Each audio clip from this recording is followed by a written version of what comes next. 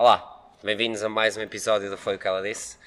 Hoje, com a presença do nosso grande nutricionista João Campos. Uma salva de palmas para o João. Agora não fazes, não. Não mais pequeno, Whisky El Campelo, como já vem sendo habitual. E hoje aqui a trabalhar na retaguarda, o Marcos Mendes. Marcos, Vai diz ser olá às pai. pessoas. Vai ser pai. Vai ser, quer dizer, a mulher dele vai ser mãe. Se ele é pai ou Pai é não, quem cria. mas é que vamos saber. Pai é quem queria. O tema de hoje é um tema polémico, que está na praça pública, portanto vamos descobrir hoje se de facto há testosterona ou não na whey. João, antes de começarmos a entrar sobre estas coisas, apresenta-te um bocadinho às pessoas. Ok, então, sou o João Campos, sou nutricionista, iniciei o meu percurso trabalhando em vários ginásios, depois tive um período na Meta Clinic, no qual surgiu também a oportunidade de trabalhar com a N14 e felizmente ainda hoje se mantém. Agradeço desde já o convite para falar sobre este tema e agora se calhar passo a começar a introduzir propriamente aqui a questão da testosterona na whey, que tem sido muito falada.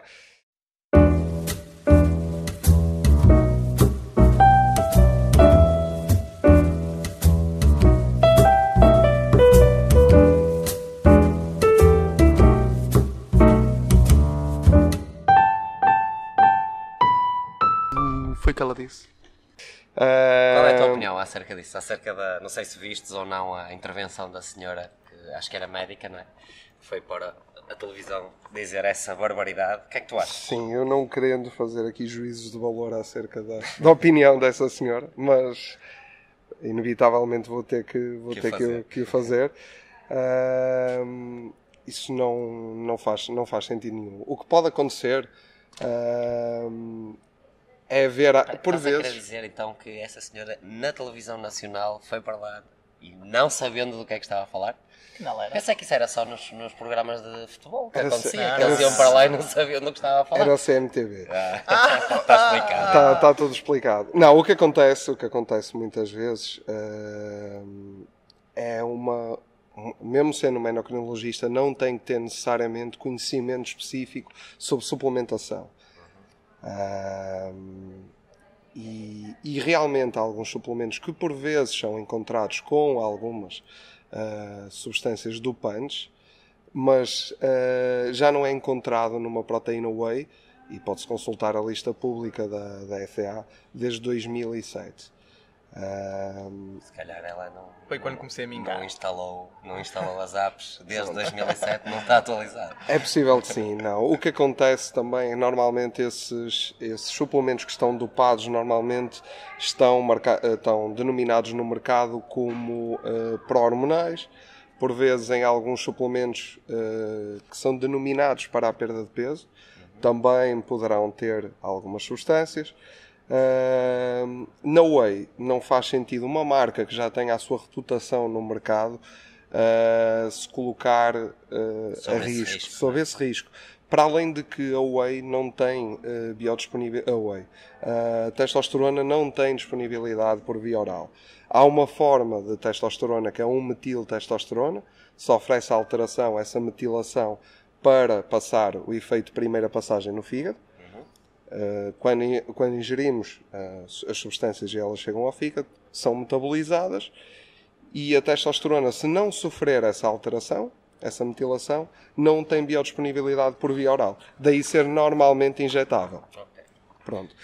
Essa é um dos formatos em que poderia ser introduzido no whey, mas já há muito tempo que não é utilizada pela sua elevada hepatotoxicidade.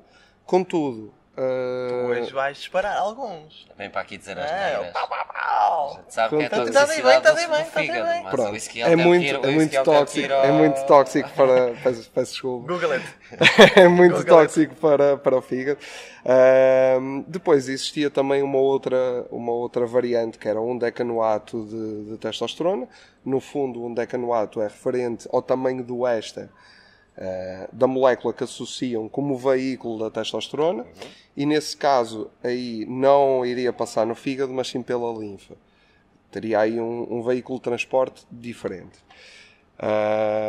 Mas regra geral, a testosterona não tem uma boa biodisponibilidade por via oral. Portanto, Ezequiel e Não sei Zé, para que é isto. não sei para que é tentem, não isto, tentem procurar esse brinde nos vossos joelhos, porque É fala. Pronto, olha, ficámos por aqui. Não era isto que a gente estava à espera de ouvir. Era Obrigado. malta em vez de ir procurar o scoop, encontrava a bolinha lá. Testosterona. tem que se agitar bem a ver se aquele lote vem com... Entrando agora um bocadinho num assunto não menos sério, mas que certamente será de maior interesse público do que estar a descredibilizar afirmações sem sentido. Sim, A concordo. gente sabe que na pirâmide do desenvolvimento do atleta a nutrição está na base. Qual é para ti a importância da alimentação ou da suplementação nesse desenvolvimento do atleta? Pronto. Assim, o potencial à partida já tem que estar lá. Mas para ele se poder exprimir na sua totalidade, nós temos que dar ao nosso organismo todos os nutrientes que ele necessita e nos timings ideais. Não só nutrientes, como micronutrientes. Então, torna-se fundamental para maximizar a performance do atleta a suplementação, por vezes, e a adequação, a personalização do plano alimentar para realmente permitir que ele exprima todo o seu potencial. É fundamental maximizar, por exemplo, os tempos de recuperação. Se um atleta estiver mais recuperado no treino seguinte, conseguir... Farto de falar nisso. Não entendi. Farto de falar nisso. Exatamente, É exatamente. os fatores que as pessoas não valorizam. Sim, é de facto bastante importante maximizar a recuperação, mas não só. Também, se o corpo estiver com os nutrientes todos que necessita, o risco de vir a contrair uma lesão, o atleta, também é muito menor. Falo desde a hidratação, o equilíbrio, que também está relacionado com a hidratação, o equilíbrio hidroeletrolítico, e então nas boxes há um risco bastante elevado. Normalmente são sítios mais quentes, quentes, abafados. um exercício de alta intensidade, então num sítio onde a umidade também seja mais elevada, o que dificulta o processo de transpiração. Aqui, nós somos umas brasas, é normal que aqui as coisas fiquem mais quentes. Exato. O Zé e o Ezequiel são muito bons.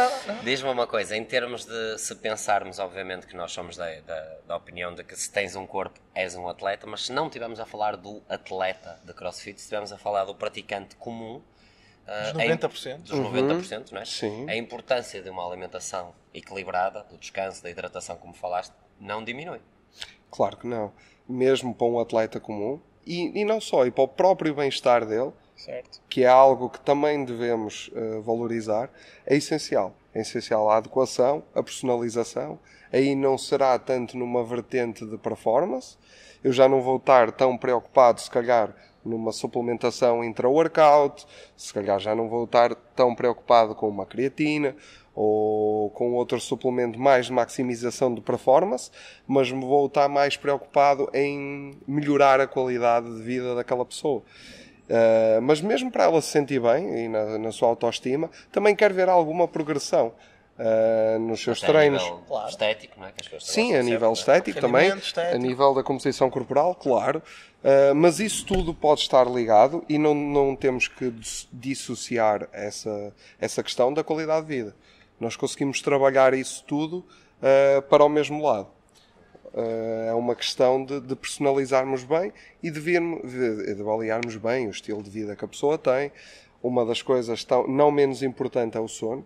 Isso também é muitas vezes descurado e também temos que terem atenção. Mesmo para aquela parte que falávamos há pouco da recuperação. Sim. Isso também é essencial. Já há alguns anos que eu lembro-me, até nos nossos training camps, quando falámos da programação, do Ezequiel frisar a parte de que se calhar o volume a mais de treino acaba por não ser tão prejudicial como o descanso a menos. Não é? Em vez de ser o overtraining, ser o underresting. Lembro-me perfeitamente. Concordo de ele dizer plenamente. isto. Em E foi, 1980 e qualquer coisa. Isso foi visionário. Eu gostei, pá. Obrigado pela tua vinda. Pá, Temos que convidar mais vezes para te levantar o ego. Não, mas a verdade é que concordo plenamente contigo. Assim, em linhas... Às vezes não é uma questão do excesso de volume de treino, é mesmo a falta de recuperação. Sim. Que é muito desvalorizado. Em termos Sim. Eu tento sempre maximizar. Desculpa, Zé. Eu tento sempre maximizar o descanso do dos meus atletas. Quando eu vejo que eles têm alguma perturbação, quer alguma dificuldade para iniciar o sono ou para o manter, que são abordagens depois a nível de tratamento, de suplementação, de recomendações que podemos dar a nível alimentar distintas, tento sempre trabalhar isso com eles e por vezes com resultados bastante interessantes. Sim. Isso depois também se reflete Eu acho que se reflete em treino, tudo, no até. treino. No bem-estar, Mesmo no trabalho, treino, no trabalho, em tudo. Isso é verdade. Há pouco falaste bem na importância da personalização, digamos assim, do plano alimentar, tal como no treino. Ainda existe muito aquela ideia de eu fui buscar este treino à net, que era o treino do Schwarzenegger, e ele fazia, eu fui buscar este plano alimentar, que era o plano do Ezequiel, que pesava 40 kg e agora pesa 42. Ou seja, a importância da personalização está lá.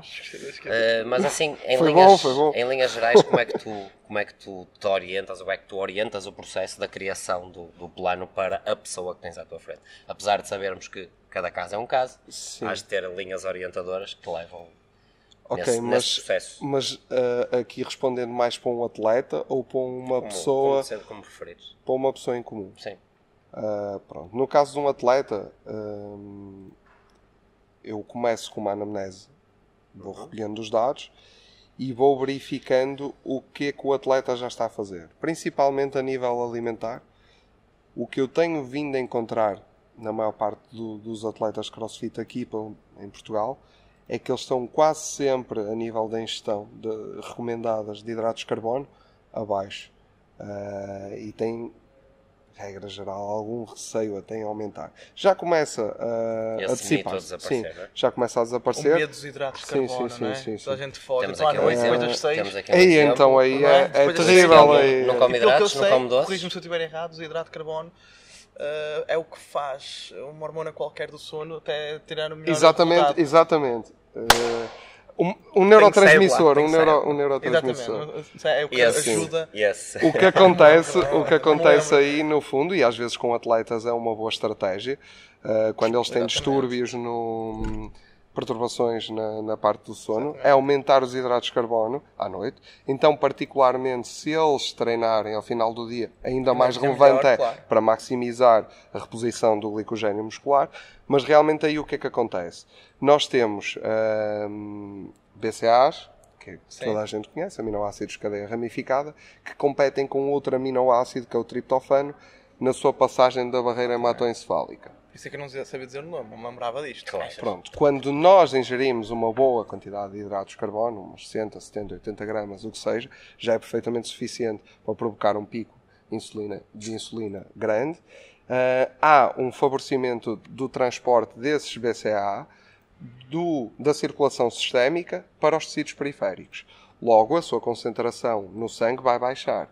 Mais triptofano fica livre para passar a barreira hematoencefálica. Esse triptofano passa a barreira hematoencefálica e é precursor da serotonina, um aminoácido, um neurotransmissor responsável pelo relaxamento. Sim.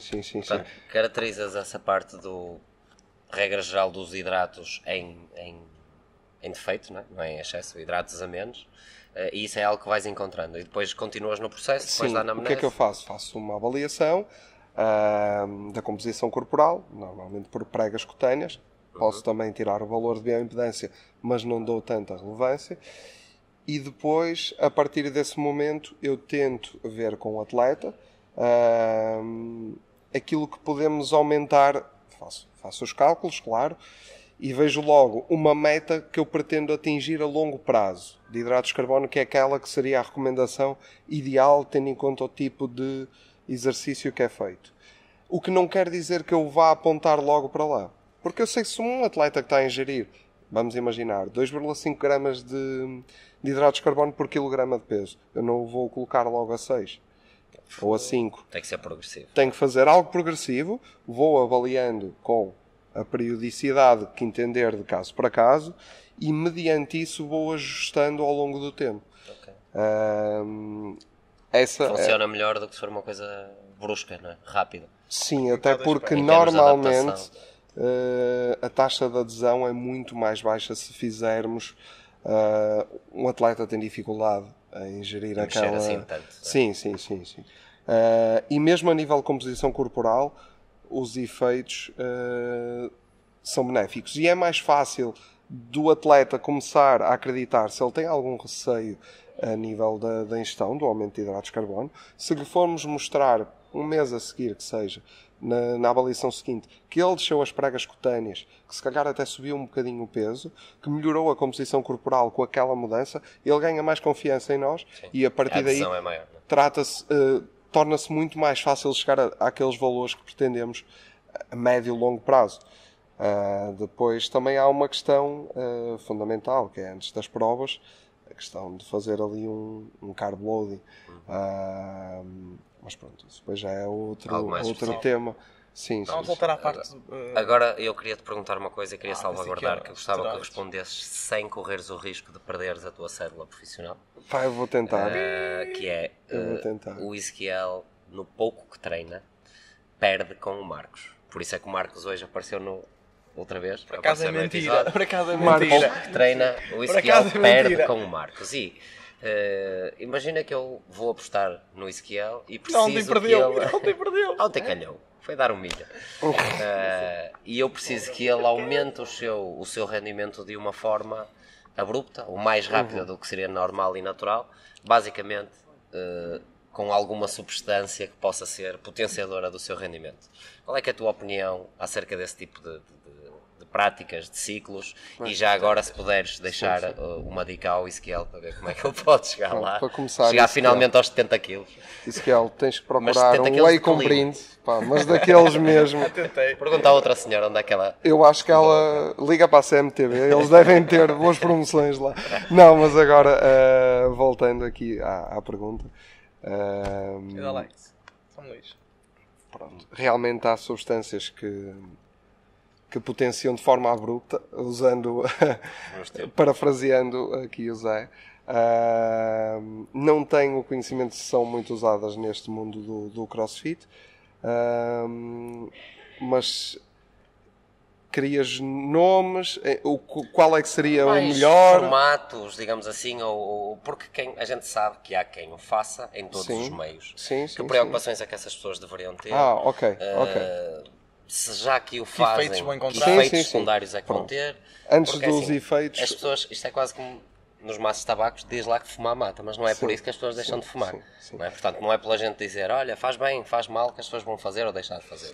Mas uma vez que o façam, ao menos terem consciência. Um dos grandes perigos que podem encontrar logo, e que não se prende diretamente com o princípio ativo, com a substância que está lá, é a adulteração ou a produção não com boas práticas laboratoriais da substância. Porque, regra geral, estas substâncias são produzidas em laboratórios underground, de forma clandestina, e não propriamente pela indústria farmacêutica. Eles não seguem os mesmos padrões de rigor. Sim. Ou seja, a garantia de qualidade, digamos assim, da substância do produto em si. Exatamente. Não é algo seguro. Não é aconselhado pela Proteste, não diz a escolha certa.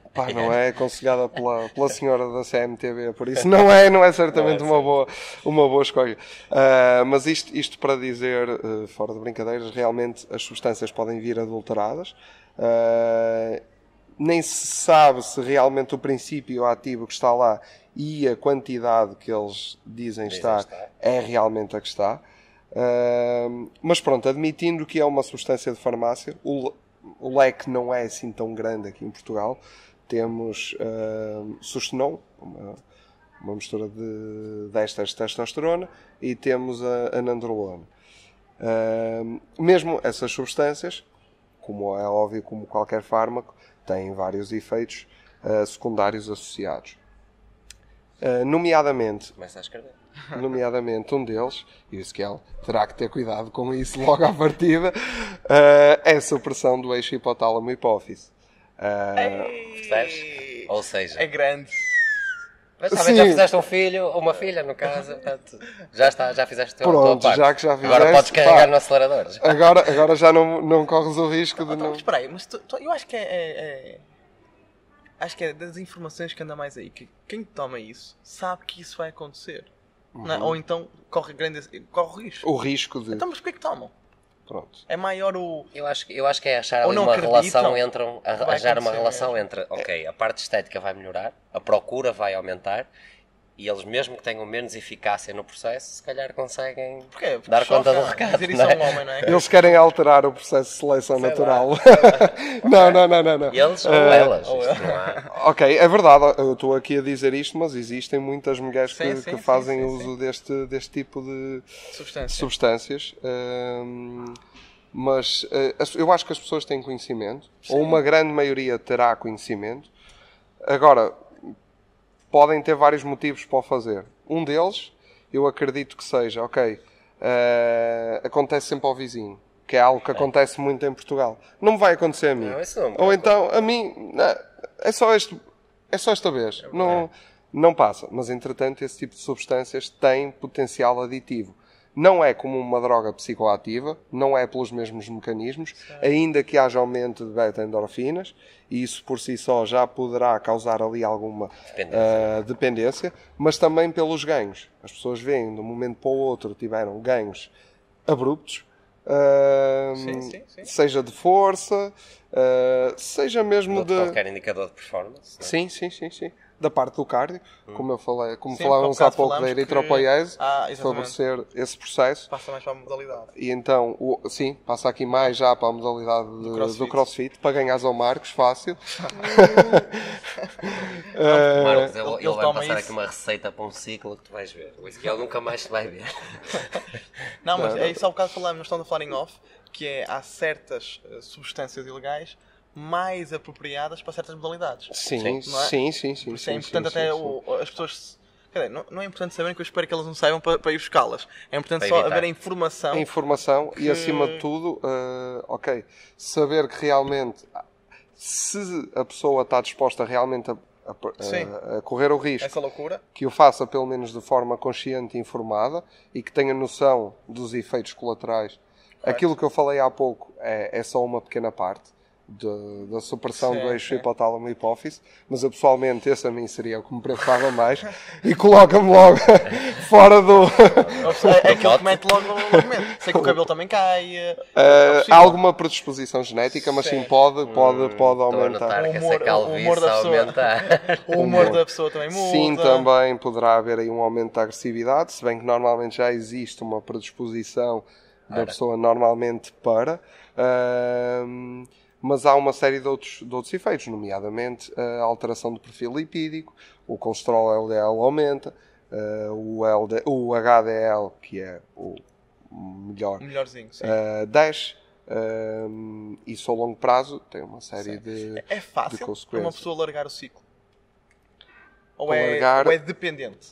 Torna-se vicioso? É assim, à partida, o ciclo. Se a pessoa o fez de forma pensada, ponderada e com algum profissional que o Sim. está a acompanhar, ele foi estruturado com um princípio, meio, fim, e à partida com uma terapia pós-ciclo que deverá Mas fora de existir. fizermos profissionais, imagina que não foi acompanhado por ninguém. E a pessoa começa a fazer aquilo porque cobrou. Sim, pronto. Aí o que é mau. acontece muitas vezes é que a pessoa tende a adiar o final Ok. Sim, porque tem medo, aquilo que eu falava há pouco, da questão da pessoa ver os ganhos abruptos e depois começar a ter receio de os vir a perder. Ok. Mas não só por isso. Depois também tem aquela parte do aumento das beta-endorfinas, que naturalmente vão causar dependência. Temos aí... Portanto, ainda há esperança para o Ezequiel. Se ele ainda quiser ser um atleta de powerlifter, que ele gosta dos maiores. Ok, sim. A esperança. tenho- Obrigado, João. Ainda tem esperança. Bem, Já salvo. muito obrigado, João, pela informação que tu Obrigado, partilhaste João. connosco. Este episódio, como todos os outros, teve o apoio da Dosco Jones, que são os boxers mais confortáveis do Vou mundo. lançar aqui uma coisa. Eu acho que se houver alguém que nos esteja a ver ou ouvir, quiser lançar perguntas, para numa segunda fase até podemos trabalhar melhor com o João, num segundo podcast Deixas aqui mais o- específico, deixas aqui o que entrem em canal contato aberto. connosco e coloquem as perguntas. Ou se precisar de Mesmo sobre este tópico. marcas de seringas ou farmácias onde possa comprar os produtos. Acho que podemos Vai-se assim, a usar- perguntar ao Ezequiel, que ele poderia- domina toda essa não informação. poderia deixar Eu sei da teoria. de te Nisto só sei a parabenizar teoria. com uns grandes boxers da Dosco Jones. Muito obrigado. O facto de serem brancos é para condizer com a tua t-shirt e para saber sempre para onde é, o que é para a frente e o que é para trás. No caso aqui é mais fácil porque ele tem uma bolsa para meter a fruta. Ok, isso vai dar jeito. Foi um gosto. Até porque eu não tenho o hipotalamo hipófise suprimido. Vai ser a última vez que vais aparecer mais pequeno do que eu. Portanto, a próxima vez que aparecer... Obrigado. Foi o que ela disse. Obrigado.